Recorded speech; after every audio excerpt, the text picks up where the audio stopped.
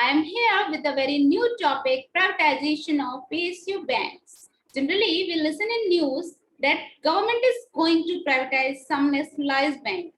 In today's video, I try to cover all the topics that why the government wants to privatize some PSU banks, how the banks are being privatized, and what are the effects of this privatization on employees as well as customers.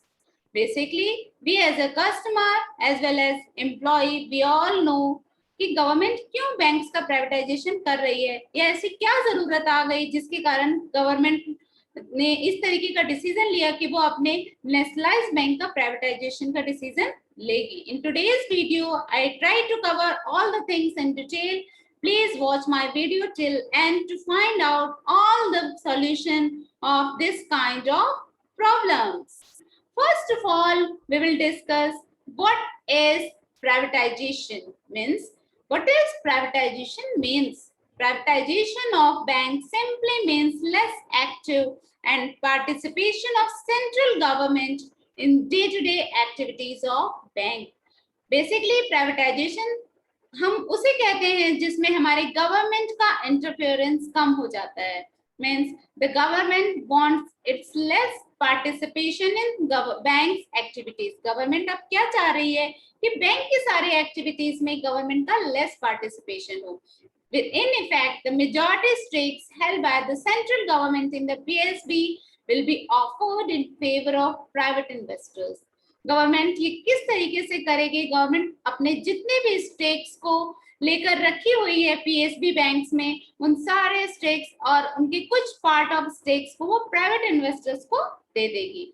The stakes or the maximum portion of stakes, if it is being held by private investors, then all the day-to-day activities and control is being transferred to private investors. तो government का main motto यही है कि वो bank का privatisation इस तरीके से करे कि अपने जो भी बैंक के स्टेक्स को गवर्नमेंट ने होल्ड करके रखा हुआ है उन सबको वो प्राइवेट इन्वेस्टर्स को ओपन मार्केट में सेल आउट कर दे.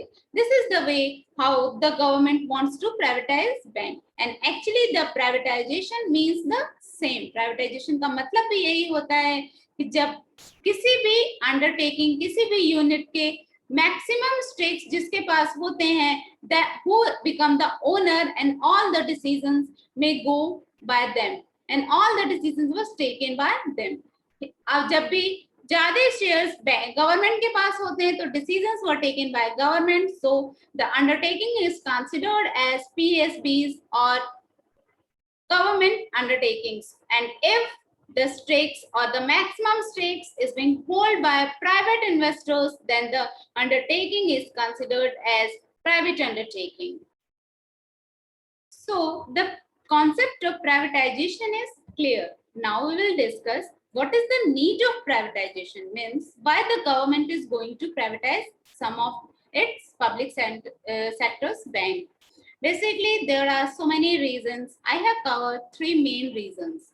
First one is government wants to save their money. How the government wants to save their money?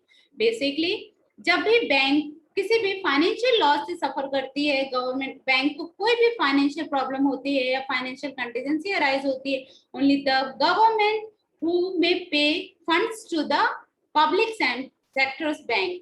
Government ही वो एंटिटी है, वो यूनिट है जो कि पब्लिक सेक्टर बैंक्स को फंड्स प्रोवाइड करती है to meet out the financial losses.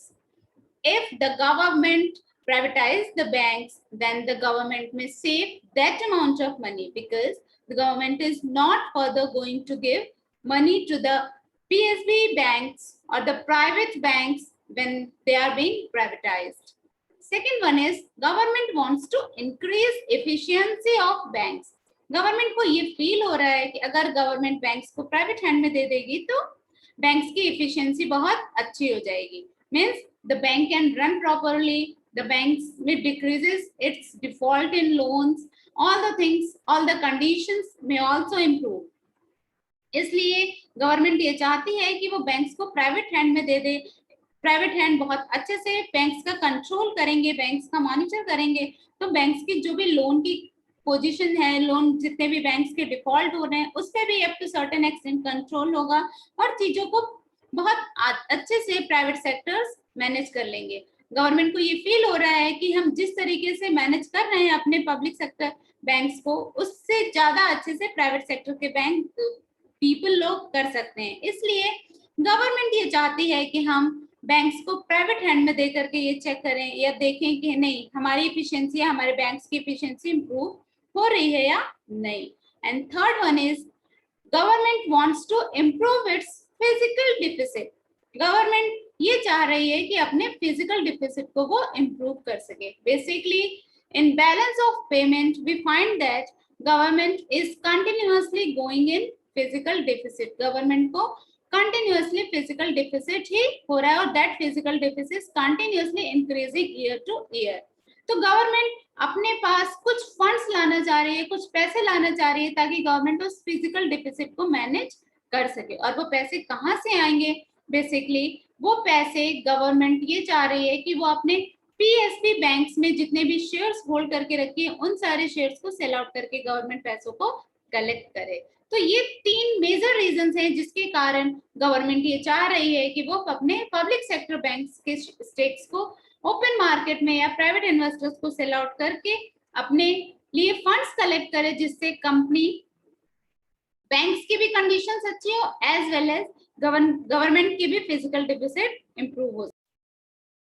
These are some of the points that make government will consider to take decisions for privatization. Now we will discuss how the government take decision for privatization of which bank। means government ने ये कैसे select किया कि government is going to privatize which bank या कौन से bank को government privatization के अंदर डालेगी। In my opinion government में follow these things। मेरे ख्याल से गवर्नमेंट इन सारी चीजों को ही फॉलो की है। First one is PE ratio, that is price earning ratio. Then second one is market cap और market capitalisation. Third one is PB ratio and fourth one is capital adequacy ratio, that is CAR। all these things are may considered by the government before taking the decisions which bank is going to be privatized or which bank is not going to be privatized। ये कुछ factors हैं जो मेरे ख्याल से important हैं किसी भी बैंकिंग अंडरटेकिंग्स के लिए कि वो अच्छे हो, प्रॉपरली मैनेज्ड हो। अगर ये चीजें बैंक्स की डेविएट करती हैं तभी कोई भी बैंक से रिलेटेड डिसीजंस लिए जाते हैं। मेरे ख्याल से यही डिसीजंस, यही पॉइंट्स हैं जिसको गवर्नमेंट ने कंसिडर किया है और जिसके बेसिस पे गवर्नमेंट ने ये डिसीजन लिया है कि हम किस बैंक का प्राइवेटाइजेशन करेंगे और क्यों करेंगे। Now we will discuss all the things one by one, means all the points that is taken by bank for deciding or selecting the banks which is going to privatize one by one. First one is price to book value, that represents market price of company share over its book value of equity। means bank या किसी भी company का market price कितना है और उसकी book value. PB ratio includes two things. First one is price of stock in the market as well as second one is book value of assets. Book value of assets represents assets value minus liabilities of the concern। Basically वो company या वो undertaking या वो bank जिनका PB ratio more than 1 होता है वो ये दर्शाता है, ये दिखाता है कि कंपनी के पास जो भी उसकी मार्केट में शेयर प्राइस है वो ज्यादा है एज कंपेयर टू कंपनी के एसेट्स। कंपनी के पास जो एसेट्स अवेलेबल हैं उसके कंपैरिजन में कंपनी में उस कंपनी की शेयर प्राइस उसके ज्यादा मार्केट में रिप्रेजेंट हो रही है। Means the company share is trading at premium. Whereas जिस भी कंपनी या जिस भी अंडरटेकिंग या जिस भी बैंक की PB रेशियो लेस देन 1 है, ये दिखाते हैं कि कंपनी के जो भी शेयर प्राइस हैं वो मार्केट में उनके एसेट्स वैल्यू के कंपैरिजन में कम है। PB रेशियो का हम क्यों कंसिडरेशन करते हैं, ये व्हाई हम we consider this PB ratio. Basically PB ratio अगर किसी भी कंपनी की ज्यादा है मींस ओवर वैल्यूड है, मींस मार्केट में शेयर्स उसके ज्यादा या PB रेशियो हमारा ज्यादा आ रहा है, इसका ये मतलब है कि उस कंपनी को अगर कोई भी गुड न्यूज मिले, कोई कंपनी के बेनिफिट हो, कोई भी पर्टिकुलर ईयर में कंपनी बहुत अच्छा परफॉर्म करे, तो उसके उनके शेयर्स पे बहुत ज्यादा इफेक्ट नहीं होंगे, because the company, the undertaking is already being dealing in over valuation. Whereas वहीं अगर जिस भी कंपनी की पीबी वैल्यू 1 से थोड़ा कम है, उसके लिए एक चांस होते हैं कि एनी गुड न्यूज में reflect on the share price, because company की ऑलरेडी बुक वैल्यू या कंपनी के जो भी एसेट्स हैं उनकी वैल्यू ज्यादा है, तो कंपनी के शेयर प्राइस सडनली इंक्रीज होते हैं। हम इसको अपने उस प्रॉपर एग्जाम्पल के थ्रू समझने की कोशिश करते हैं। Here we see that Bank of Maharashtra and Overseas Bank दोनों के पीवी रेशियो 1.4 एंड 1.6 है। इसका ये मतलब है कि ये दोनों ही हमारी जो बैंक्स हैं, ये दोनों बैंक्स की जो एसेट्स हैं उसके कंपैरिजन में कंपनी के शेयर्स की वैल्यू ज्यादा है। Means the both the banks are overvalued according to their assets availability. इस केस में अगर कोई भी गुड न्यूज किसी भी फाइनेंशियल ईयर में इन बैंक्स को बहुत बेनिफिट होगा, तो उनका इनके शेयर प्राइस पे बहुत ज्यादा इफेक्ट नहीं होगा।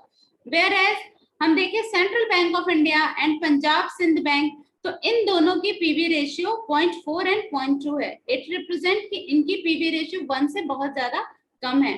तो अगर किसी भी फाइनेंशियल ईयर में इन बैंक्स को बेनिफिट होगा, कुछ इन बैंक्स के लिए अच्छी न्यूज आएगी, तो उसका कितना भी इफेक्ट पड़ेगा, बट शेयर प्राइस बहुत अच्छा इंक्रीज नहीं होगा। Where as if we take bank of India and UCO bank in consideration, the PB ratio of both these banks are 0.6 and 0.6. There is a sudden hike in the price of shares if there is any good news arises for these banks. Means it may be possible any good news related with any financial year profit, any quarter profit that may directly affect on the price of the shares and it may hike suddenly. इसलिए हम PV ratio का consideration करते हैं, और government ने भी bank की privatisation के लिए पीवी रेशियो को ही कंसिडर किया है। तो it according to me there is a chance that Bank of Maharashtra and Indian Overseas Bank is going to be privatized first. Now we will discuss next topic. Now I think PV ratio concept related to privatization is very clear. We will move on next concept. Means next thing that the government is taking into consideration for decision of privatization. Second one is price earning ratio. Price earning ratio represents the rate of change of profit due to change in volume of sale. Price earning ratio वो ratio होती है जो ये बताती है कि जो हमारी undertaking, we are taking here bank, जो हमारी बैंक्स है वो उसकी जो अर्निंग है उसके कंपैरिजन में उसका शेयर प्राइस कितना है। मींस हमारे पर्टिकुलर अंडरटेकिंग या पर्टिकुलर बैंक्स की अर्निंग और उसके शेयर प्राइस के बीच में क्या रिलेशन है। बेसिकली पीई रेशियो का फॉर्मूला होता है कि हम कितना पर शेयर हम कितना अर्न कर रहे हैं। Means how much an individual share is earning, this is price earning ratio. We will discuss this price earning ratio according to our example so that the concept is clear. Here we see that Bank of Maharashtra, Indian Overseas Bank and UCO Bank, all these three banks have higher price earning ratio. Means ये जो तीनों banks हैं इनके price earning ratios ज्यादा हैं। Means these banks are overvalued. These banks के जो भी अर्निंग हो रही है उसके कंपैरिजन में उनके शेयर प्राइस बहुत ज्यादा है, और सबसे ज्यादा शेयर प्राइस यूको बैंक के हैं। जितनी उनकी अर्निंग हो रही है उसके कंपैरिजन में यूको बैंक के शेयर प्राइस को बहुत हाई किया हुआ है। यूको बैंक के शेयर्स बहुत हाई रेट पे मार्केट में ट्रेड कर रहे हैं। तो इट मे बी पॉसिबल कि जब भी अर्निंग और शेयर प्राइस क्लैश होगा तो शेयर का प्राइस सडन डाउन होंगे और सडन उसका इम्पैक्ट पड़ेगा शेयर होल्डर पे। वहीं हम दूसरी तरफ देखें तो हमारे central bank of India and Punjab Sindh bank के जो भी प्राइस अर्निंग रेशियोज हैं वो बहुत ज्यादा कम है। मींस जो उनकी अर्निंग्स हो रही हैं उसके कंपैरिजन में जो उनका शेयर प्राइस है वो बहुत ही ज्यादा कम दिखा रहे हैं। तो चूंकि अर्निंग के कंपैरिजन में शेयर प्राइस बहुत ज्यादा कम है, वो भी कंडीशन अच्छी नहीं होती है अंडरटेकिंग्स के लिए, एज वेल एज अर्निंग के कंपैरिजन में अगर शेयर प्राइस बहुत ज्यादा है, वो कंडीशंस भी अच्छी नहीं होती है। Means both the conditions are not good for the banks. So we have to take into account both the things for taking decisions regarding privatization. So in my opinion, only a Bank of India is in a good position as compared to all these banks if we are taking price earning ratio as a factor for deciding privatization. Now we move to next topic, that is market capitalization. We can also say market cap refers to the market value of the company's equity. Company के जो shares, company के जो equities हैं, उनकी market value क्या है। Company के जो शेयर्स, जो इक्विटीज होते हैं, उनकी मार्केट वैल्यू भी बहुत मेजर रोल प्ले करते हैं। And with the help of that also we can decide कि कंपनी की फर्दर फ्यूचर में कंपनी किस तरीके से वर्क करेगी, या फ्यूचर में कंपनी का क्या प्रोस्पेक्ट होगा। Market capitalization also play an important role, and this is also be taken into account by the government while deciding the privatization. We can understand this thing also with the help of our data available. We can see that market capitalization or market cap of Bank of Maharashtra is 13,710, whereas Indian Overseas Bank is 26,381, UCO Bank is 10,860, Bank of India 22,845. We have a very clear view that a very large market cap are usually associated with mature, low growth companies with dividend. Means the company who has a very large market cap are very mature companies and has very less growth, so they may pay a very less dividend to the shareholders, whereas the companies who has less market cap or small market cap, just like Punjab and Sindh Bank and Central Bank of India, are often considered in a small cap and are less growth companies, or we can say are growing, are in a stage of growing companies with high risk of profit, and generally they also pay less dividend to their shareholders. So both these two things are not very good and are not considered by the undertakings to be effective. So every undertaking should manage their market cap also to maintain their position in the market, because market cap basically help the investors in taking decisions about whether they are going to invest in particular share or not. So all the investors will take full care of market cap of undertakings, and the situation of market cap of all these banks are not very effective. So the government had decided to take all these banks or put all these banks into privatization. Now we will move on next. Last one is capital adequacy ratio. It refers to capital to risk-weighted assets ratio. Risk-weighted assets means all those assets which are under high risk. Capital adequacy ratio is also a very important factor, because this may continuously being regulated by the regulators of the banks, because capital adequacy ratio वो ratio होता है जिसके through capital companies, जो भी banks जो भी loss करने जा रही हैं, जो भी लॉस को मीट आउट करने जा रही हैं, उसको किस लेवल तक एब्जॉर्ब कर सकती हैं। Means this is a kind of ratio which represents कि कंपनी अपने किस लेवल तक अपने लॉसेस को अपनी ही बेनिफिट से मीट आउट कर सकती है। मीन्स अपने लॉसेस को या तो मिनिमाइज कर सकते हैं या अपने लास्ट प्रॉफिट से उसको मीट आउट कर सकती है। We can also understand this capital adequacy ratio with the help of our example. The CAR of Bank of Maharashtra is 13.6. Then Overseas Bank 11.49, Central Bank 12.39, Bank of India 12.80, Punjab and Sindh Bank 13.40, and UCO Bank 11.80.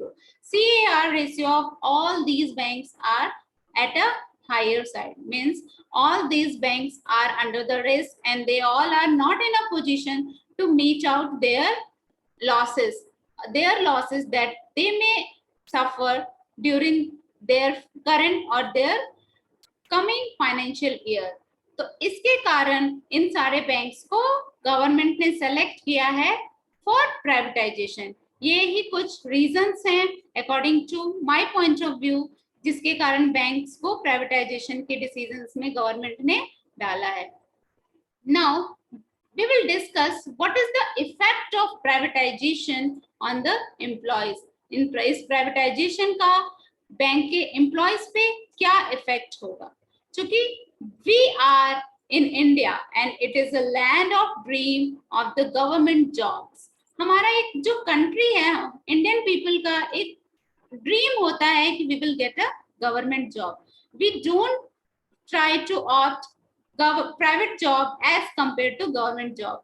हम Indians के सामने अगर दोनों ही job available होंगी government and private, then we definitely choose the government job. तो चूंकि जिस तरीके से गवर्नमेंट कंटिन्यूअसली पीएसयू अंडरटेकिंग्स को प्राइवेटाइजेशन में डाल रही है, इससे ये रिस्क अराइज हो रहा है कि हमारे इंडियंस का हमारा जो एम था गवर्नमेंट जॉब को लेने का, वो एम धीरे धीरे हमारा डिटोरिएट होते जा रहा है। इससे हमारे यूथ को गवर्नमेंट बहुत ज्यादा डिसअपॉइंट कर रही है और हमारे यूथ जिस तरीके से जिस कड़ी मेहनत से अपने स्टडीज को फोकस करते हैं उससे हमारा यूथ कहीं ना कहीं डेविएट होंगे। Now second one is on the basis of earlier privatisations, bank privatisation is going to impact their existing employees future in following two ways. जो बैंक के एग्जिस्टिंग एम्प्लॉयज हैं, जो भी लोग बैंक में काम कर रहे हैं, अगर उस बैंक का प्राइवेटाइजेशन होगा तो उन एम्प्लॉयज पे भी जो अफेक्ट पड़ेगा, इसको भी हम देख लेते हैं। Employ who are employed for more than 20 years will be given the benefit of BRS. उनको बीआरएस लेने का ऑप्शन गवर्नमेंट के प्राइवेटाइजेशन के बाद हो सकता है कि प्राइवेट ओनर्स जो भी होंगे वो उनको बीआरएस लेने के ऑप्शन में डाल देंगे। Means the people of or the employees of that bank may offer privatization before their retirement. उनको बीआरएस लेने के लिए फोर्स किया जाएगा या उनको बीआरएस लेने के लिए कहा जाएगा before their retirement. The other one will get 70% of their current salary and the remaining 30% is going to be variable, which will be purely based on the target. जो बाकी एम्प्लॉयज होंगे जिनके 20 years और मोर ईयर की job बची होगी, उनको जो भी अभी सैलरी वो ले रहे हैं उस सैलरी का 70% उनको सैलरी के फॉर्म में देंगे and 30% are completely link up with their targets. तो इसके कारण उन एम्प्लॉयज जो कि एग्जिस्टिंग एम्प्लॉयज हैं उनके अंदर भी एक मोनोटोनियस कंडीशन अराइज हो गई and they are not able to give their 100% as they are giving now. So next we will discuss what is the effect of privatization of banks on customers. Basically customers इससे aware नहीं है, customers को ये लगता है कि हम पे कोई इफेक्ट नहीं होगा, बट ऐसा नहीं है। Everyone is affecting. अगर कोई भी चेंज आता है तो उस चेंज से हर एक इंडिविजुअल, हर एक एंटिटी जो भी कहीं ना कहीं डायरेक्टली और इनडायरेक्टली लिंक्ड अप होते हैं वो सभी कहीं ना कहीं अफेक्ट होते हैं। Then what is the affect of customers? Customers को जो भी अभी सर्विस चार्जेस देने पड़ रहे हैं उससे ज्यादा उनको सर्विस चार्जेस देने पड़ेंगे। दूसरा हम कह सकते हैं will take banking beyond the reach of common people.